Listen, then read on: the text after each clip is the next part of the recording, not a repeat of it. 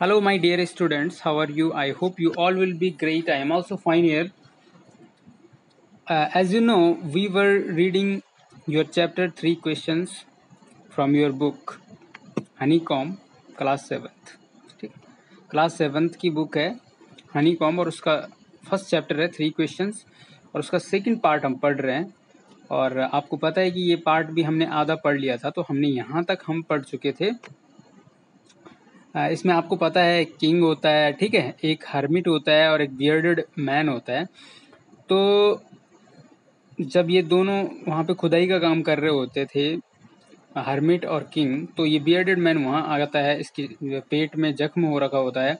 और वो जख्म किसने किया था? जो किंग का बॉडीगार्ड है, क्योंकि ये जो है किंग को मारने के लिए, ये जो दाढ़ी वाला आदमी होता है, ये राजा को मारने के लिए छुपा हुआ था। अब चूंकि राजा के प्रश्नों का उत्तर जो है दिया नहीं गया था, किसके द्वारा? साधु द्वारा, तो राजा इसलिए लेट हो गया था, राजा वापस नहीं गया था, जिसके कारण इस दाढ़ी वाले आदमी को लगता है कि भाई राजा आ नहीं रहा है। वो जहाँ छुपा हुआ था तो वहां से बाहर निकला, तो राजा का जो बॉडीगार्ड है उसने उसको पहचान लिया। बॉडीगार्ड ने इसको, दाढ़ी वाले आदमी को जब पहचान लिया, तो उसने उस पर अटैक कर दिया और इसको जख्मी कर दिया पेट में। तभी दौड़ दौड़ के उसके हार्ट पे गया। तो उसके बाद जब इसको सब ठीक हो गया था, इसको सही कर दिया राजा ने, इसको माफ भी कर दिया, इसकी प्रॉपर्टी भी जो है उसको वापस सौंप दी थी। तो लास्ट में राजा हर्मिट को बोलता है भाई कि जो मेन मुद्दा है, मेरे 3 क्वेश्चन है, उसका मुझे आप, I beg you to answer my questions wise man. मैं आपसे विनती करता हूँ विद्वान व्यक्ति, हर्मिट के लिए बोला गया है वाइज मैन, कि भाई मेरे प्रश्नों का उत्तर दीजिए। तो यहाँ से आगे हम आज पढ़ेंगे, ठीक है। तो यहाँ से आगे पढ़ते हैं।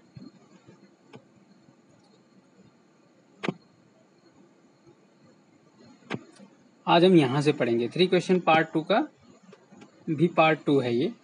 You have already been answered. जब राजा उसको बोलता है कि भाई आप मेरे 3 प्रश्नों का उत्तर दीजिए, मैं घर जा रहा हूँ फिर, ठीक है। तो वो जो हर्मिट है, हर्मिट मतलब संत है, एकांतवासी जिसको बोलते हैं, जो बहुत दूर कहीं झोपड़ी झापड़ी में रहता है, ठीक है, तो उसको हर्मिट बोलते हैं, साधु या सन्यासी आप बोल सकते हैं।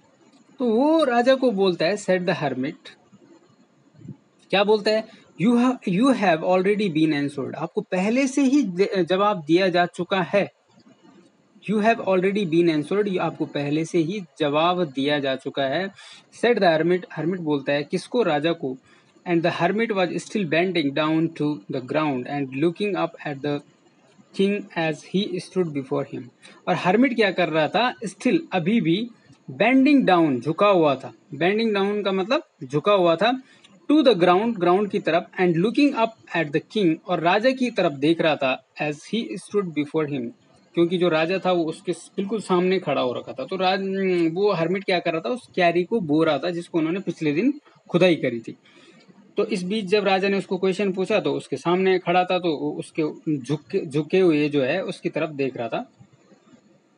अब राजा बोल रहा, how have I been answered, what do you mean? राजा बोल रहा कि how have I been answered, मुझे कैसे उत्तर दिया जा चुका है। व्हाट डू यू मीन, आपका क्या मतलब है? मुझे तो आपने कुछ बताया ही नहीं है, आप बोल रहे कि मैंने आपको उत्तर दे दिया है, ठीक है ना। अभी तक कोई आंसर दिया तो नहीं था, लेकिन वो फिर भी बोल रहा है, जो हर्मिट है वो बोल रहा है कि भाई मैंने आपको तो पहले ही जो है आंसर है वो पता लग गए। चलो आगे देखते हैं कि आगे क्या होता है, ठीक है। Do you not see, replied the hermit. अब हर्मिट ने जवाब दिया, डू यू नॉट सी, क्या तुमने नहीं देखा? डू यू नॉट सी, क्या तुमने नहीं देखा है? रिप्लाइड हर्मिट, हर्मिट ने रिप्लाई किया, जवाब दिया, if you had not pitied my weakness yesterday, यदि आपने, इफ मतलब यदि, you had not pitied my weakness yesterday, ये कौन सा टेंस है आपने ये बताना है। ये टेंस मैंने आपको पढ़ा दिया है, ठीक है, नेगेटिव सेंटेंस है, लेकिन कौन सा टेंस का है ये आपने बताना है। तो यहाँ पे मैं आपको हिंट दे देता हूँ, हैड है और उसके बाद मेन वर्ब की थर्ड फॉर्म है, तो आपको पता लग जाना चाहिए कि कौन सा टेंस है, ठीक है, कौन सा टेंस का कौन सा पार्ट्स है।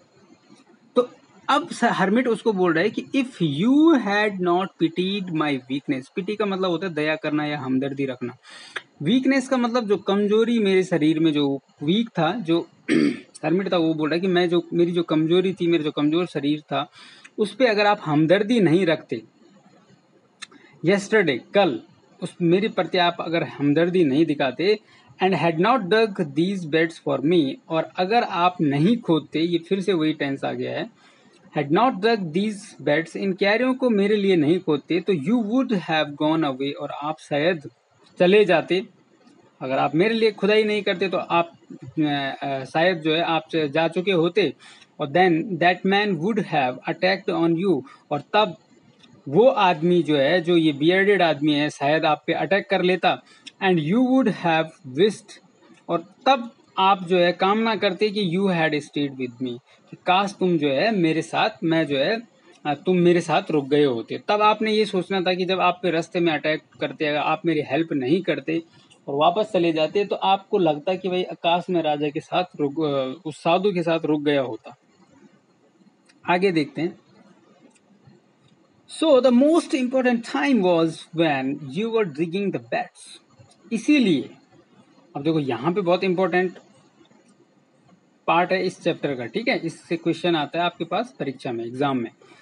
तो इसीलिए, सो मतलब इसीलिए, कौन बोल रहा है? हर्मिट बोल रहा है।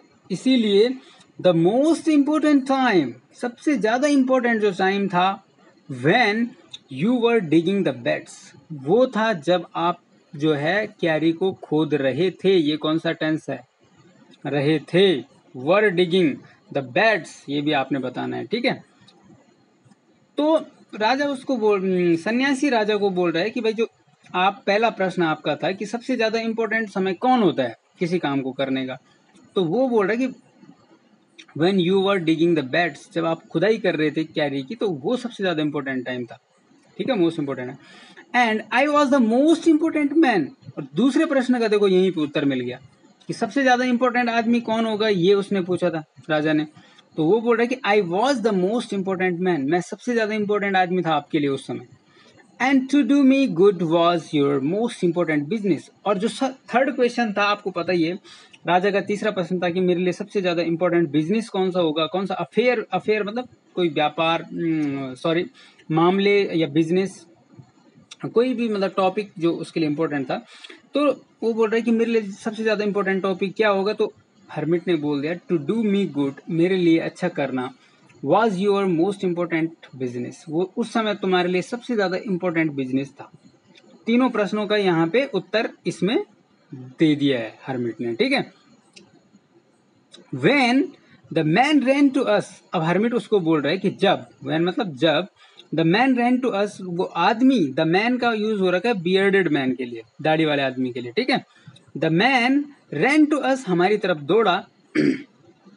The most important time was, सबसे ज्यादा इंपॉर्टेंट टाइम था, when you were caring for him, तो सबसे ज्यादा इंपॉर्टेंट तब जब वो हमारी तरफ दौड़ रहा था, दौड़ के आया, तो सबसे ज्यादा इंपॉर्टेंट टाइम था कि जब आप उसकी केयर कर रहे थे। कौन सा टेंस है, ठीक है, इंग्लिश में पहचानो जरा, वर है और आईएनजी फॉर्म है वर्ब की। तो केयर मतलब परवाह करना, देखभाल करना, आफ्टरवर्ड्स मतलब उसके पश्चात।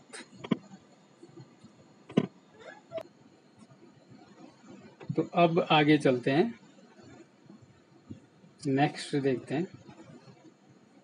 बिकॉज, क्योंकि, बिकॉज मतलब क्योंकि, if you had not dressed his wounds he would have died without having made peace with you.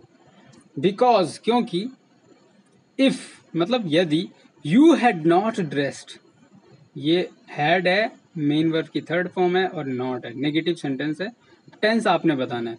If you had not dressed his wounds, यदि तुमने उसके जख्मों को, ड्रेस्ड का मतलब, ड्रेस का मतलब होता है यहाँ पे, ड्रेस का मतलब है मरहम पट्टी करना, यदि आप उसके जख्मों को मरहम पट्टी नहीं कर लिए होते, he would have died without having made peace with you, वो मर चुका होता विदाउट हैविंग मेड, बिना किए हुए, पीस विद यू, आपके साथ शांति समझौता किए हुए, बिना आपको किए बिना वो मर जाता। So he was the most important man, इसीलिए वो आपके लिए सबसे ज्यादा इंपॉर्टेंट आदमी था, उस समय वो आपके लिए सबसे ज्यादा इंपॉर्टेंट आदमी था। एंड और what you did for him, और जो आपने उसके लिए किया था, was your most important business, वो सबसे ज्यादा आपका इंपॉर्टेंट अफेयर था, मामला, आपका जो सबसे इंपॉर्टेंट काम था, वो क्या था, जो आपने उसकी हेल्प करी उस समय, ठीक है, तो 2 चीज़ों में उसने बता दिया कि कल एक तो जब आप मेरे से मिले, आपने मेरे पे दया किया, फिर आपने मेरी हेल्प की, तो वो उसमें तीनों क्वेश्चनों के जवाब मिले। फिर आपने जब जो आदमी हमारी तरफ आया उसकी हेल्प की, तो उसमें भी तीनों प्रश्नों के जवाब मिल गए। रिमेंबर देन, तब याद रखना, there is only one time, कि एक ही समय होता है, दैट इज इम्पोर्टेंट, जो इम्पोर्टेंट होता है, and that time is now, और वो समय होता है अभी का, वर्तमान जो समय होता है वो बहुत इंपॉर्टेंट समय होता है। ठीक है, वर्तमान में आपके साथ जो आदमी है आप उसके लिए अच्छा करिए, वर्तमान में जो आप कर रहे हैं उसको अच्छा करिए, और वर्तमान जो आपकी प्रॉब्लम्स है उनको सॉल्व करने की कोशिश कीजिए। That is the most important things in your life. ठीक है, तो ओंड का मतलब जख्म होता है, यहाँ पे आप मीनिंग देख सकते हैं। ड्रेस का मतलब यहाँ पे मरहम पट्टी करना है, और नाउ का मतलब वर्तमान अभी। अब आगे देखते हैं। It is the most important time because it is the only time we have any power to act. अब वर्तमान समय के बारे में बोला जा रहा है, वर्तमान जो समय, नाउ जो समय है, जो नाउ बोला है उसने, तो वो बोल रहा है कि नाउ इसके लिए बोल रहा है वो वर्तमान समय के लिए, it is the most important time, ये सबसे ज्यादा इंपॉर्टेंट समय होता है। बिकॉज, क्योंकि it is the only time, यही एक समय होता है, we have any power to act, कि जिसमें हमारे पास कोई शक्ति होती है काम करने की। अदरवाइज कल के बारे में किसने जाना, न कल गया हुआ कल वापस आता है, न आने वाला कल के बारे में किसी को पता है। The most necessary person is the person you are with at a particular moment. सबसे ज्यादा नेसेसरी, नेसेसरी मतलब जरूरी जो व्यक्ति होता है, वो व्यक्ति वो होता है, is the person you are with at a particular moment, जिसके साथ आप किसी खास मोमेंट मतलब क्षण में हो। तब चाहे वो आपका दोस्त है, आपका कलीग है, आपका दोस्त है, या आपके पेरेंट्स हैं, आपके रिलेटिव हैं, जिसके साथ आप किसी खास समय पे रह रहे हैं, वो सबसे ज्यादा इंपॉर्टेंट है। फॉर नो वन नोज, क्योंकि कोई भी नहीं जानता है, फॉर का मतलब यहाँ पे है चूंकि या क्योंकि। No one knows, no one knows का मतलब कोई भी नहीं जानता है, नोज का मतलब होता है जानता है। क्या नहीं जानता है, what will happen in the future, कि भविष्य में क्या होगा, फ्यूचर मतलब भविष्य, हैपन मतलब घटित होना, तो what will happen in the future कोई नहीं जानता। And whether he will meet anyone else, और क्या we will meet anyone else, हम किसी और से मिल पाएंगे, ये भी हम नहीं जानते। नेक्स्ट देखते हैं। The most important business is to do that person good, इसीलिए जो सबसे इंपॉर्टेंट बिजनेस है आदमी की लाइफ का, जो आपकी जीवन का सबसे महत्वपूर्ण जो अफेयर होता है, मामला होता है, वो होता है is to do that person good. जिस आदमी के साथ आप किसी खास लम्हे में हो, आपको उस व्यक्ति के बारे में अच्छा सोचना है, उसके बारे में अच्छा करना है। ठीक है, उसकी हेल्प करनी है अगर उसको जरूरत है। Because we were sent to this world for that purpose alone, क्योंकि we were sent into this world, हमें इस दुनिया में भेजा गया था, फॉर दैट पर्पज अलोन, केवल इसी उद्देश्य के लिए। पर्पस मतलब उद्देश्य, अलोन मतलब अकेले, इस उद्देश्य के लिए ही हमें इस दुनिया में भेजा गया था। तो in this way this story has been completed, समाप्त हो चुकी है। And this is the writer of this story, इस कहानी के जो लेखक हैं वो, इनका नाम है Leo Tolstoy. And Mahatma Gandhi was very much impressed by this great writer. ठीक है, इस राइटर से बहुत ज़्यादा इम्प्रेस रहते थे महात्मा गांधी। और अगर आपने अभी तक इस चैनल को सब्सक्राइब नहीं किया है, तो सब्सक्राइब का नीचे जो रेड बटन है, ऐसे उसमें सब्सक्राइब लिखा हुआ है, उसको सब्सक्राइब, इस चैनल को कीजिए, उस बटन को दबाइए और उसमें सब्सक्राइब कीजिए, और उसके बाद जो ऑल का ऑप्शन होगा उसको दबाइए, ताकि आपको हर वीडियो की नोटिफिकेशन सबसे पहले मिले। और अगर आपने अभी तक इस वीडियो को लाइक नहीं किया है, तो जो लाइक का बटन है उसको लाइक को दबाइए। ठीक है, और थैंक यू फॉर वॉचिंग।